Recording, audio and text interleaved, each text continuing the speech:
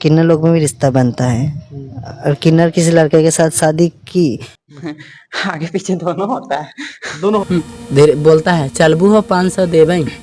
तो किन्नर के private part कैसे होते हैं, किन्नर संबंध कैसे बनाते हैं, किन्नरों के स्तन इतने टाइट क्यों होते हैं, महिला किन्नर और पुरुष किन्नर की पहचान कैसे होती है। दोस्तों, इन सवालों के जवाब जानना तो हर कोई चाहता है, लेकिन ये सवाल हम किसी से पूछ भी नहीं पाते हैं। तो चलिए दोस्तों, आज के इस वीडियो में हम आपको इन सभी सवालों के जवाब खुलकर बताएंगे। दोस्तों, हमारे समाज में किन्नर यानी कि हिजड़ों को दुआ और बद्दुआ की नज़र से देखा जाता है। इन्हें ट्रांसजेंडर या थर्ड जेंडर के नाम से भी जाना जाता है। दोस्तों, हम आपको बता दें कि भारतीय इतिहास में किन्नर का इतिहास बहुत ही पुराना है, जिसका जिक्र महाभारत से लेकर राजा महाराजाओं के काल तक मिलता है।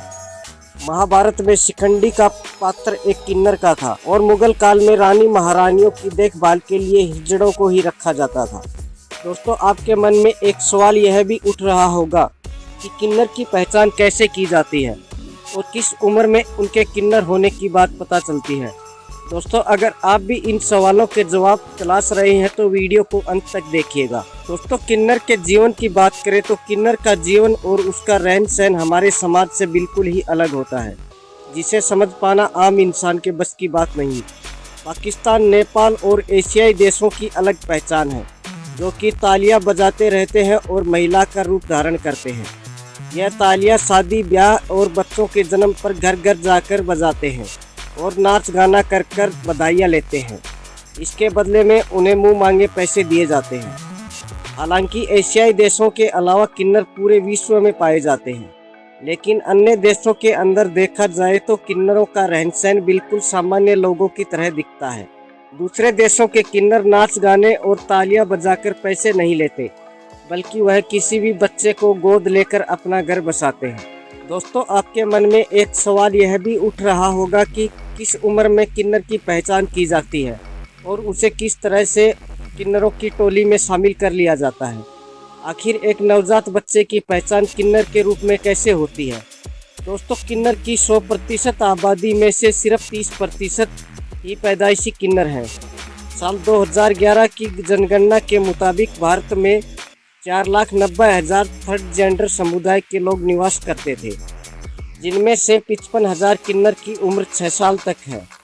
दोस्तों, यह तो जन्म के बाद बच्चे को देखकर बताना मुश्किल होता है कि यह किन्नर है या नहीं, जबकि बढ़ते समय के साथ जब बच्चे के शारीरिक अंग विकसित होते हैं तो उसकी पहचान करना आसान हो जाता है।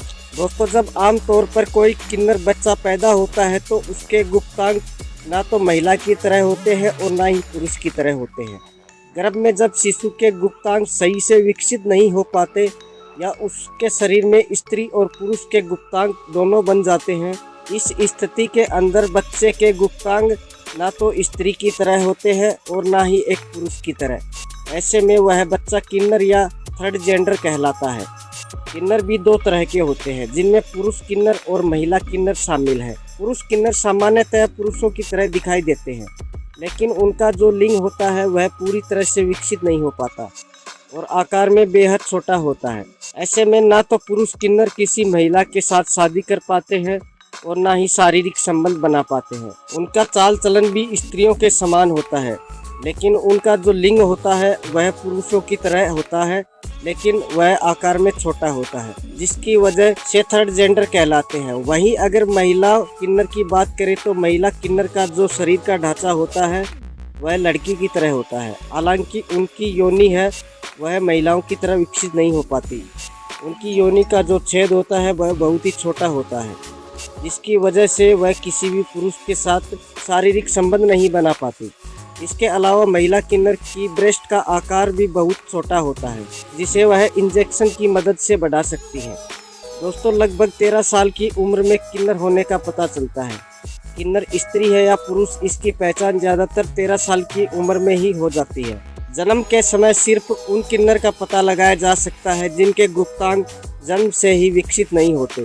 दोस्तों, कुछ किन्नर ऐसे भी होते हैं जिनके गुप्तांग कुछ समय तक सामान्य लगते हैं, लेकिन बढ़ती उम्र के साथ उनका विकास नहीं होता। किसी लड़की का किशोर अवस्था में ब्रेस्ट नहीं बढ़ता तो उससे पता लग जाता है कि यह एक किन्नर है। अगर एक महिला किन्नर की आवाज़ और योनि का आकार एकदम सही है तो वह अपनी किन्नर होने की बात को छुपा लेती है। इतना ही नहीं, इस तरह के किन्नर शादी करके अपना घर भी बसा लेते हैं, लेकिन अंदरूनी अंग विकसित न होने की वजह से वह बच्चे पैदा नहीं कर सकते और उन्हें पीरियड्स भी नहीं होते। हम पुरुष किन्नर की बात करें तो पुरुष किन्नर की पहचान भी उसके लिंग से ही होती है। बच्चों में 13 साल से ही किशोरावस्था की शुरुआत होती है। इसके बाद उसके शारीरिक अंगों का और गुप्तांगों का विकास होता है। ऐसे में अगर लड़के का लिंग बहुत छोटा रह जाता है और वह बढ़ता भी नहीं है। इसके अलावा पुरुष किन्नर के हाव भाव और चाल चलन भी लड़कियों के जैसे ही होता है, जिसकी वजह से उनके अंदर जो हार्मोन होते हैं वह महिलाओं की तरह होते हैं। कई लोग अपनी मर्जी से भी किन्नर बनते हैं। ऐसा नहीं है कि ट्रांसजेंडर ही किन्नर होते हैं, बल्कि कई लोग अपनी मर्जी से भी किन्नर समुदाय में शामिल हो जाते हैं। इसमें उन लोगों की संख्या सबसे ज़्यादा होती है जो अपने शरीर के अंदर एक दूसरी पहचान छुपाकर घूमते हैं।